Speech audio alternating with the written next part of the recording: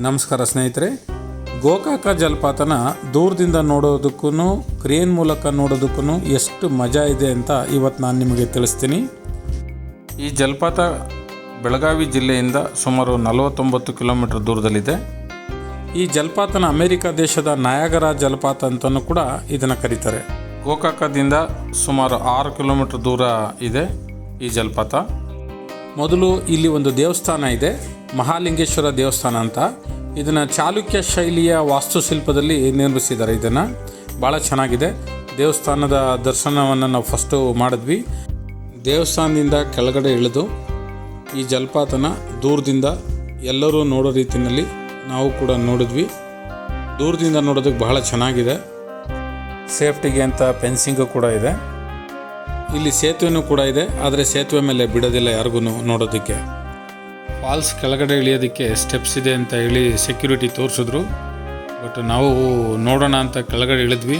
But ಆದರೆ ಭಾಳ ಕಷ್ಟ ಇದೆ, ಒಂಥರ ಗುಹೆ ಥರ ಇದೆ. ಕೆಳಗಡೆ ಹೋಗ್ತಾ ಹೋಗ್ತಾ ಹೋಗ್ತಾ ತುಂಬ ಕಷ್ಟ ಇದೆ ಅಂತ ಹೇಳೋದ್ರಿಂದ ನಾವು ಯಾರೂ ಹೋಗಲಿಲ್ಲ. ಸುಮ್ಮನೆ ರಿಸ್ಕ್ ಏನಕ್ಕೆ ಅಂತ ಮೇಲ್ಗಡೆ ಬಂದುಬಿಟ್ವಿ. ಆಮೇಲೆ ನಮಗೆ ಅಲ್ಲಿ ಲೋಕಲಲ್ಲಿ ಒಬ್ಬರು ನೋಡಲ್ ಆಫೀಸರ್ ಇದ್ದಾರೆ, ಮಂಜುಳಾ ಅಂತ.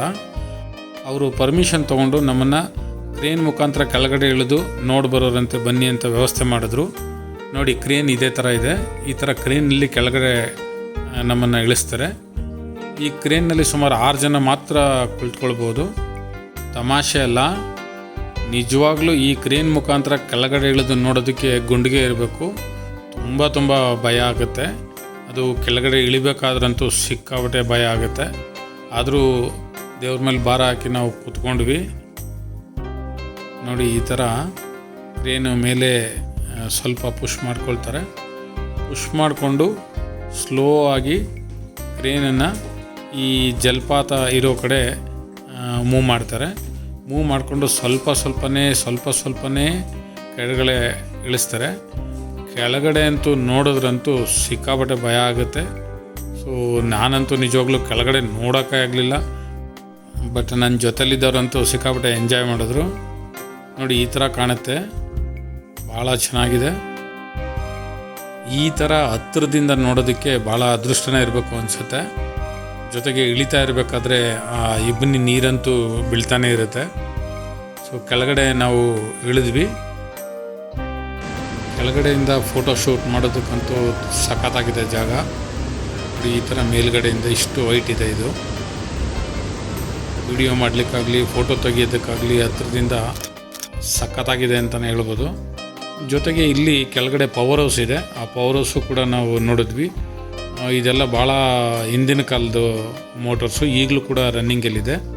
ಸೊ ಪವರ್ ಜನ್ರೇಷನ್ ಆಗುತ್ತೆ. ನಾವು ನಿಧಾನಕ್ಕೆ ನಡ್ಕೊಂಡು ಆ ಪವರ್ ಹೌಸ್ ಒಳಗಡೆ ನೋಡಿದ್ವಿ. ಪವರ್ ಹೌಸ್ ಒಳಗಡೆ ಹೋಗ್ಬೇಕಾದ್ರೆ ಈ ಥರ ಹತ್ತಿರದಿಂದ ಈ ಥರನೂ ಕೂಡ ಕಾಣಿಸುತ್ತೆ. ಸೊ ಪವರ್ ಹೌಸ್ ಹೊರಗಡೆ ವಿಶಾಲವಾಗಿ ಜಾಗ ಇದೆ. ಸೊ ಈ ಜಾಗದಲ್ಲೂ ಕೂಡ ಫೋಟೋಸನ್ನು ತಗೊಳ್ಬೋದು. ವೀಡಿಯೋಸ್ ಮಾಡೋದಕ್ಕಾಗಲಿ ಅಥವಾ ಫೋಟೋಸ್ ತಗೊಳ್ಳೋದಕ್ಕಾಗಲಿ ತುಂಬ ಚೆನ್ನಾಗಿದೆ ಜಾಗ. ನಿಜವಾಗ್ಲೂ ಇಂಥ ಜಲಪಾತ ನಮ್ಮ ಕರ್ನಾಟಕದಲ್ಲಿ ಇದೆ ಅಂತ ಹೇಳ್ಕೊಳ್ಳೋದಕ್ಕೆ ಹೆಮ್ಮೆ ಅಂತ ಅನಿಸುತ್ತೆ. ಸೊ ಗೋಕಾಕು ಕರದಂಟಿಗೆ ಹೇಗೆ ಪ್ರಸಿದ್ಧನೋ ಅದೇ ರೀತಿ ಜಲಪಾತಕ್ಕೂ ಕೂಡ ಪ್ರಸಿದ್ಧ ಅಂತಲೇ ಹೇಳ್ಬೋದು. ಆಮೇಲೆ ನಾವು ಮೇಲ್ಗಡೆಗೆ ಅದೇ ಕ್ರೇನಲ್ಲಿ ನಾವು ಬಂದ್ವಿ. ಬರಬೇಕಾದ್ರೂ ಕೂಡ ಭಯ ಆಗುತ್ತೆ. ನೋಡಿ, ಈ ಥರ ಸ್ಲೋಗೆ ನಿಧಾನಕ್ಕೆ ಸ್ವಲ್ಪನೇ ಪುಷ್ ಮಾಡಿಕೊಂಡು ಮೇಲ್ಗಡೆ ಕ್ರೇನಲ್ಲಿ ಎತ್ತುತ್ತಾರೆ. ಸೊ ಅದಾದಮೇಲೆ ಟರ್ನ್ ಮಾಡಿಕೊಂಡು ಮೇಲ್ಗಡೆ ಒಂದು ಸ್ಟೇಷನ್ ಇದೆ. ಆ ಸ್ಟೇಷನ್ನಲ್ಲಿ ಇದನ್ನು ಕೆಳಗಡೆ ಇಳಿಸ್ತಾರೆ. ಅಲ್ಲಿವರೆಗೂ ಕೂಡ ನಿಜವಾಗ್ಲೂ ಭಯ ಆಗುತ್ತೆ ಅಂತಲೇ ಹೇಳ್ಬೋದು. ನನಗಂತೂ ನಿಜವಾಗ್ಲೂ ಭಯ ಆಯಿತು. ಈ ಕ್ರೇನಲ್ಲಿ ಮಾತ್ರ ನಿಜವಾಗ್ಲೂ ಪರ್ಮಿಷನ್ ತೊಗೊಂಡು ಒಂದ್ಸರಿ ಈ ಜಲಪಾತನ ನೋಡಿ ಅಂತ ಹೇಳೋದಕ್ಕೆ ಇಷ್ಟಪಡ್ತೀನಿ. ನಿಜವಾಗ್ಲೂ ಮನಸ್ಪೂರ್ವಕವಾಗಿ ಹೇಳ್ತಾ ಇದ್ದೀನಿ, ತುಂಬ ಇಷ್ಟಪಡ್ತೀರಾ ನೀವು ಕೂಡ.